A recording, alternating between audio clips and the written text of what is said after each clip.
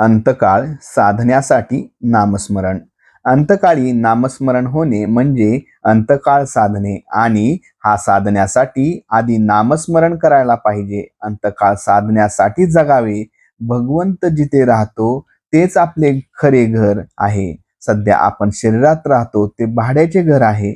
भाड्याचे घर सोडून स्वतःच्या मालकीच्या घरात राहायला जाताना जसा आनंद वाटतो तसाच शरीर सोडताना वाटायला पाहिजे. भगवंताचे घर तेच आपले घर आहे याची खात्री झाली म्हणजे ते जमेल. त्यासाठी आपण सतत भगवंताच्या नामात राहावे. मला तू आपला मन, माझे मन तुझ्या चरणी अर्पण केले. आता मला तुझ्याजवळ काहीही मागण्याची इच्छा न हो असे मागावे. परमेश्वर आपल्या मागे पुढे आहे असे अखंड मानावे. भगवंताचे स्मरण करणे म्हणजे जे काही आपल्या हातून घडते आहे ते त्याच्याच इच्छेने घडते आहे असे समजणे.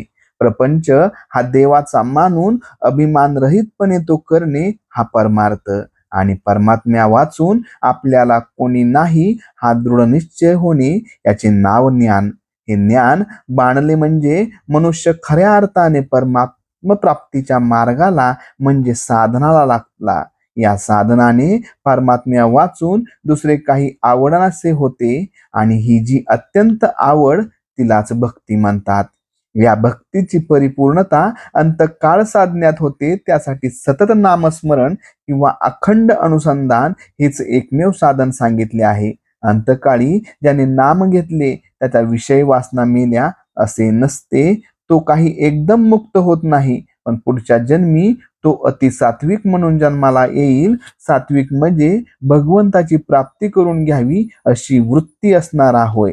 साधन प्राणाबरोबर असावे म्हणजे प्राण जसे अभिमानरहित अखंड चालतात त्याप्रमाणे साधन अभिमानरहित अखंड चालावे. ते करता कामा नये. करणे म्हणजे अभिमान आला सहज प्राणाबरोबर झाले म्हणजे अखंड चालले असे.